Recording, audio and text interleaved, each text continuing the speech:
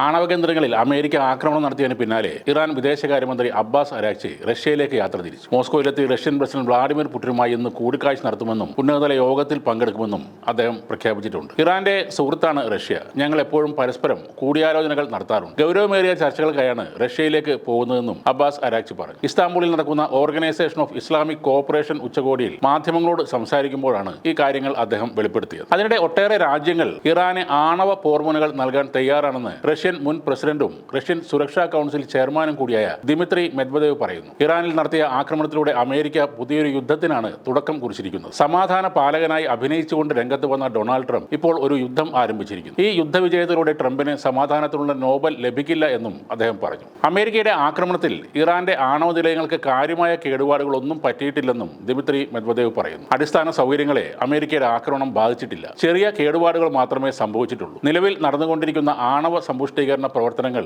അത് തുടരുക തന്നെ ചെയ്യും. ഭാവിയിൽ അത് ആണവായുധങ്ങളുടെ ഉൽപ്പാദനമാകുമെന്നും അദ്ദേഹം പറഞ്ഞു. നിരവധി രാജ്യങ്ങൾ ഇറാന് ആണവ പോർമുനകൾ നേരിട്ട് നൽകാൻ തയ്യാറാണെന്ന് അദ്ദേഹം അവകാശപ്പെടുന്നു. എന്നാൽ അത് ഏതൊക്കെ രാജ്യങ്ങളാണെന്ന കാര്യം അദ്ദേഹം വ്യക്തമായി പറഞ്ഞതുമില്ല. ഇറാനിൽ ബോംബാക്രമണം നടത്തിയ അമേരിക്കയ്ക്ക് പാളിപ്പോയി എന്ന് തന്നെ കരുതണം. അവർ പറയുന്നത് പോലെയുള്ള യാതൊരു നാശവും ഇറാനിലെ ആണവ നിലയത്തിൽ സംഭവിച്ചിട്ടില്ലെന്നാണ് പുറത്തുവരുന്ന വിവരം. തന്ത്രപ്രധാനമായ ഇറാന്റെ ആണവ കരുത്ത് ഇപ്പോഴും ഭദ്രമാണ്. ഇറാനിലെ റഷ്യയുടെ ആണവ നിലയത്തെ തൊടാനും അമേരിക്കയ്ക്ക് കഴിഞ്ഞിട്ടില്ല. ഒട്ടേറെ റഷ്യൻ ആണവ ശാസ്ത്രജ്ഞരും അവിടെയുണ്ട്. അതിൽ അമേരിക്ക കയറി തൊട്ടാൽ യുദ്ധത്തിന്റെ ഗതി തന്നെ മാറിമറിയും. ഇറാനെതിരായ സൈനിക നടപടിയെ UN സെക്യൂരിറ്റി കൗൺസിൽ റഷ്യ വളരെ ശക്തമായി അപലപിക്കുകയും ചെയ്തു. ഇറാനെ ആക്രമിച്ചതോടെ അമേരിക്ക തുറന്നത് പണ്ടോറയുടെ പെട്ടിയെന്ന് റഷ്യ വ്യക്തമാക്കി. ഇറാനെ ആക്രമിച്ചത് അമേരിക്ക നടത്തിയ അപകടകരമായ നീക്കമെന്ന് UN സെക്രട്ടറി ജനറൽ അന്റോണിയോ ഗുട്ടറസും പറഞ്ഞു. ഇസ്രായേൽ ഇറാൻ സംഘർഷത്തിൽ സമാധാനത്തിന് ഒരു അവസരം കൂടി കൊടുക്കാൻ താൻ ആഹ്വാനം ചെയ്തിരുന്നുവെന്നും എന്നാൽ എല്ലാവരും അത് അവഗണിച്ചു എന്നുമാണ് UN സെക്രട്ടറി ജനറലിന്റെ വാദം.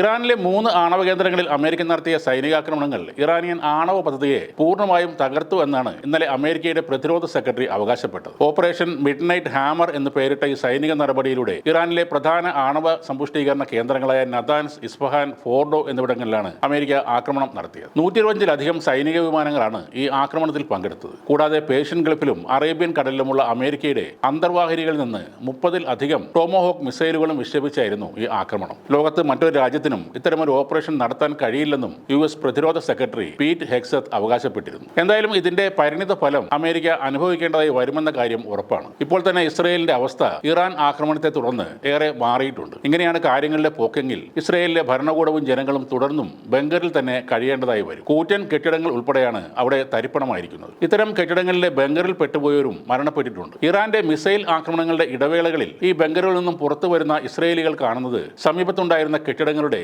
ചിതറിയ അവശിഷ്ടങ്ങളാണ്. ഇത്തരം ഭയാനകമായ റിപ്പോർട്ടുകൾ പലതും പുറത്തു വരാത്തത് ഇസ്രയേൽ ഭരണകൂടം അതെല്ലാം തടയുന്നത് കൊണ്ടാണ്.